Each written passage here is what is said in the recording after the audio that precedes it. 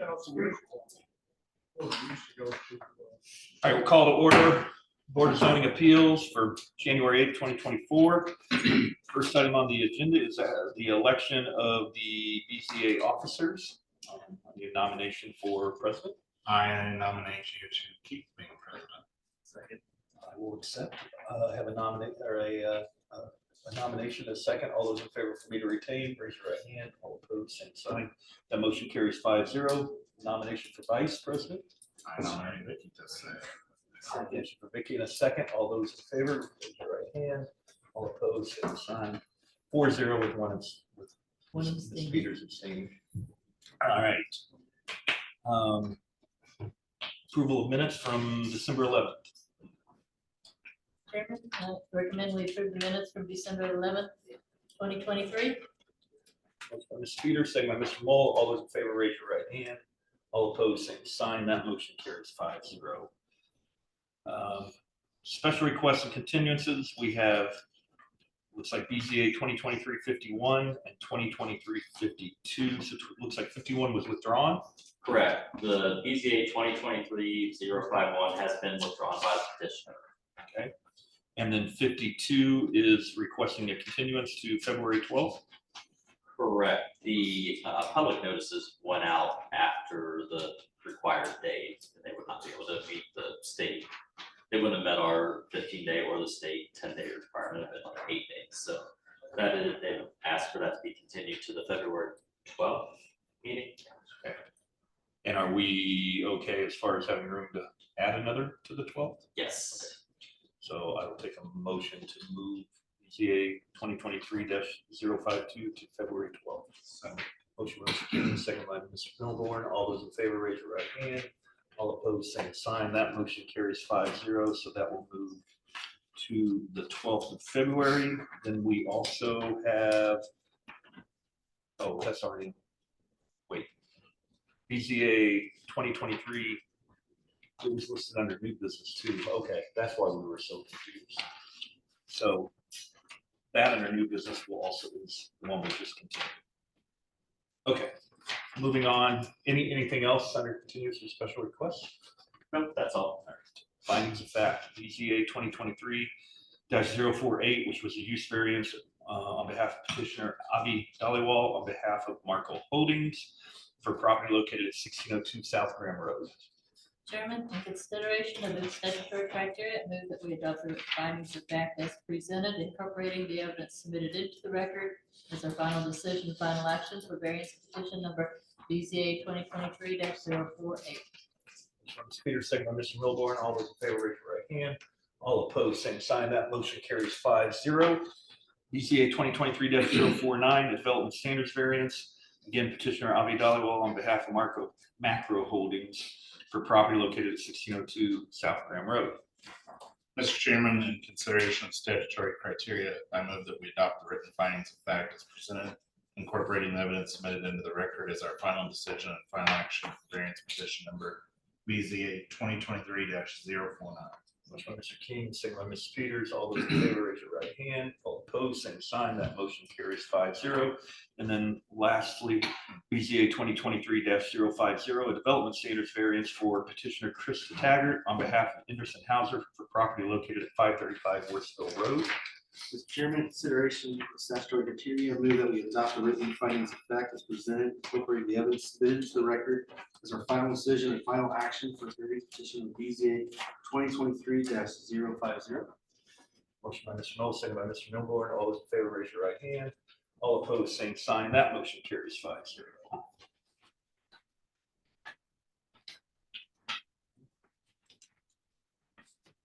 For my agenda, we'll move on. Old business, we have BZA 2023-041. It's a development standards variance for 72 West Pearl Street. Petitioner is Ken Johnson. They're requesting relief from 3 sections of the Unified Development Ordinance. Number 1, to allow mortared masonry to be reallocated on the front facade. Number 2, to allow mortared masonry to be only be placed on the alley facing side. And number 3, to reduce the west side yard setback from 6 feet to 5 feet.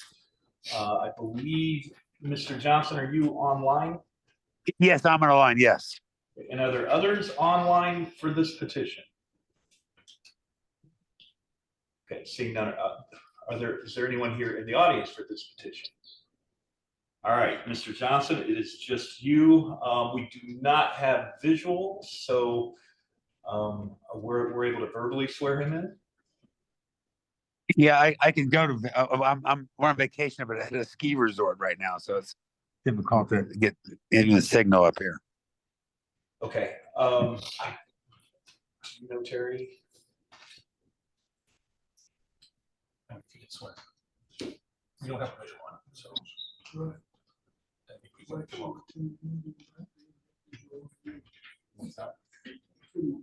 Right, when we didn't have visual. Mr. Johnson, can you have video at least momentarily for us to swear you in? Yeah. Here, let me.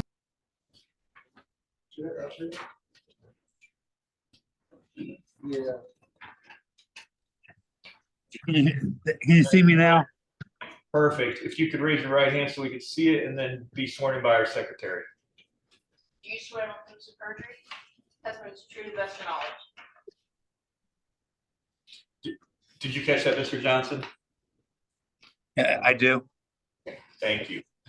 You can, I believe you can turn the video off now if it's helpful. I'm gonna turn it off. Yeah, let me turn this off. All right, Go ahead. tell us why you're here. I purchased some property there on Pearl Street, and I'm looking to build 2 new houses there. And it's the first request is just I'm gonna add some stone, but to the architecture, which I think Kevin probably gave you in the package the actual design, and it's a little bit the architecture. I think it looks better with the stone up around the door. Is kind of what we're looking at there. Then the other one was at the garage. For some reason, if the garage is attached to the house, it could be siding, but if there's a detached garage, it has to be a brick wainscot up 3 foot around the perimeter, which we didn't understand that. So we said if it's a big deal, we'll add a 3 foot on the alley facing side. And of course, these are narrow lots. And the extra foot just gives us a little more breathing room inside the house design. Okay. Do you have your answers to the statement of reasons that you submitted? I do not, but I know them. I thought they were part of the package and submitted to everybody. They are. If we need to get them on the record, read them into the record. So I can either read what you responded and have you confirm them, or if you want to give your own answer, you tell me. Whatever's the easiest for you. I'm sitting on a stick. I'm a little bit challenged right now. Let me read them. You can confirm them or add or correct anything. Okay. So this is for variance number 1, to allow mortared masonry to be allocated to a front facade. Number 1, the approval will not be injurious to the public health, safety, morals, and general welfare of the community because your answer was currently houses in the area have no masonry and you are keeping the masonry. Do you confirm? Yeah, confirm. Okay. Number 2, the use and value of the area adjacent to the property included in the variance will not be affected in a substantially adverse manner because, and your response was, currently houses in the area have no masonry, we're keeping masonry. These houses will bring the value of the surrounding area up. Yeah, confirm. Okay. Number 3, the strict application of the terms of zoning ordinance will result in practical difficulties in the use of the property because, and you had a 1-word answer of architecture. So, Yeah, confirm. Yeah, the architect, it needs to have that's correct. Okay. And that, Number 4, I'll answer, which is the structure is not regulated under Indiana Code 8-21-10-3 for hazard air navigation. Number 2, the variance number 2, to allow only the alley side of a detached garage, which is an accessory structure, to have mortared masonry. Number 1, the approval will not be injurious to the public health, safety, morals, and general welfare of the community because, and your written response was the house requirements are much lower standard than a garage. We're doing a nice garage with hardy board siding. Every garage in the OT district is built with siding and no brick. You confirm that? yeah, confirm. Okay, number 2, the use and value of the area adjacent to the property included in the variance will not be affected in a substantially adverse manner because your written response was the house I purchased was falling down with no garage, it's greatly, and had no garage, it's greatly improved. Do you confirm that? Confirm.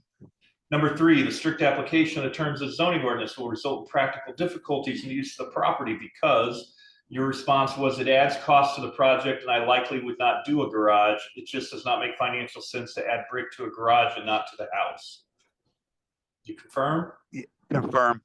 And again, it's not regulated under Indiana Code 8-21-10-3 for hazard air navigation. That applies to variance number 3 as well, which is to reduce the west side setback from 6 feet to 5 feet. The responses to that were number 1, the approval will not be injurious to the public health, safety, morals, or general welfare of the community because your response was the houses will add value to the neighborhood. Currently, houses and structures are closer than 5 feet in the area. Do you confirm? That's confirmed. Number 2, the use and value of the area adjacent to the property included in the variance will not be affected in a substantially adverse manner because your answer was a new house will bring better value to the area. You confirm that? Confirm. And number 3, the strict application of terms of zoning ordinance will result in practical difficulties in the use of the property because your response, the foundation will be 6 foot setback as required. The living room area is the only one that projects 1 foot beyond the foundation for 20 feet. The living area needs to be wider. Yeah, Confirm. okay. Anything else you would like to add before I turn it over? No, and just, yeah, the only setback really is the living room. But the actual, and it's only on one side. We're asking for 5 foot on one side for a 20-foot piece, but the foundation is still in accordance with a 6 foot setback. So we're not trying to widen the foundations or put the structure other than that 1 foot cantilever over the foundation line. That's correct. Yeah, which is in our packet, if everyone saw that. Yes, yeah. On page 7, you can see what he's talking about. Okay, if nothing else, I will hand it over to staff for their comments. Mr. Talati? Thank you. Do we need to enter into evidence? We do. Thank you. See, new year, been way too long. Was everything in order as far as the notices and receipts? Everything is in order and in our files. And then, Terry, I'd like to present the development ordinance and comprehensive plan. and that was what you were asking, right? Yes, Okay. yep. All right, now for your comments. Okay, so I had to go back and look at this, because this was originally scheduled last year sometime, I don't remember the exact date. Of the 3 variances, I know staff is in favor of the first variance, which we require basically a wainscot of brick on the front of the house. Instead of doing a line of vertical, this is more of a, well, instead of horizontal, it would be vertical around the door. So the total amount of bricks going to work out to what would be required, just doesn't match the wording in our UDO. So it definitely meets the intent of our ordinance. I have no issue with that. For the second variance for the border masonry around the garage, I don't think staff has a strong opinion one way or another on that. It would still have masonry facing the alley, which is, I guess, would be the front of the garage, for better or worse.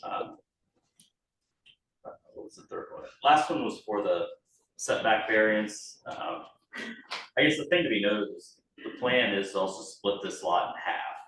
Right now, and this house is being built, it's still one lot, so it's being built over to, I think it's on the east side, to where it would still meet the side setback variance on one side, and they need the variance for one on the other side. Because as he mentioned, the living room portion of the house is cantilevered out, but we measure from the outer wall, not the foundation, as far as the setback, so he would need that variance. Again, staff doesn't have a strong opinion one way or another on that one. All right, Mr. Johnson, anything you want to respond to there or add? No, Kevin and Gabriel have been great to work with. You guys have been good to work with, so I'm good. Thank you. And you did see the proposed conditions that staff put into the staff report. There are, well, there are none, are there? No, there are none. Okay, never mind. Sorry, I was reading their recommendations, not their conditions. Okay, well, with that, I'll close the public hearing. Ms. Moll, any questions? No. Ms. Milborn? Mr. King? Ms. Peters? No. I have none either. I will take actually, I do have, I guess, one clarification question for staff. So my interpretation of what was presented is correct. If the garage was attached, it would not have the requirement? It's it would be treated as part of the house in terms of the materials. So if it was attached, it would have been lumped into that first variance. Front. But since it's detached, it gets treated as an accessory structure. I see. Okay, thank you for clarification. Okay, I'll take a motion to admit all the evidence in the record. Chairman, I move that we admit all the evidence presented in regard to this matter, including the notices, receipts, maps, photographs, written documents, petitioner's application and attachments, petitioner's detailed statement of reasons, the staff report prepared by the planning department, certified copies of the Unified Development Ordinance and Comprehensive Plan, testimony of the petitioner, city planning staff, and any remonstrators, and all other exhibits presented, be they oral or written, for consideration by this board in regard to this petition, and to include the testimony of those present this evening. Motion by Ms. Peters, second by Mr. Moll. All those in favor, raise your right hand. All opposed, same sign. That motion carries 5-0. I'll take a motion on request number 1 to allow mortared masonry to be reallocated up to the front facade. Mr. Chairman, I move that we do approve this request with no conditions. Motion by Mr. King, second by Mr. Moll. All those in favor, raise your right hand. All opposed, same sign. That motion carries 5-0. Take a motion on request number 2 to allow mortared masonry to only be placed on the alley facing side of the detached garage. I move that we approve this request with no conditions. By Mr. King, second by Mr. Milborn. All those in favor, raise your right hand. All opposed, same sign. That motion carries 5-0. Request number 3 to reduce the west side yard setback from 6 feet to 5 feet. Okay. I move that we approve the request with no conditions. Motion by Mr. King, second by Mr. Moll. All those in favor, raise your right hand. All opposed, same sign. That motion carries 5-0. Right. Take a motion to, hang on one second, Mr. Johnson. I'll take a motion to direct the corporation's council to draft written findings of fact. Mr. Chairman, having considered the statutory criteria, I move that we direct the corporation's council office to draft written findings of fact regarding our decision on the variance request presented in variance petition number BZA 2023-041. Said findings specifically incorporate the staff report and the evidence submitted to the record for consideration and adoption by the Board of Zoning Appeals as our final decision and final action regarding this petition at our next meeting. Motion by Mr. Moll, second by Ms. Peters. All those in favor, raise your right hand. All opposed, same sign. That motion carries 5-0. Mr. Johnson, you are good to proceed. We will take final action on the 22nd, but you can work with staff to get started. Did we lose him? All right, I think we lost him actually, so very good. Any old business from the floor for the Board of Zoning? Seeing none, we have no new business with the moving 52 to the 12th. Any announcements? You have a full meeting for the January 27th meeting. How many? 3. Anything legal? No. All right. Seeing none, we'll take a motion to adjourn. So We are adjourned.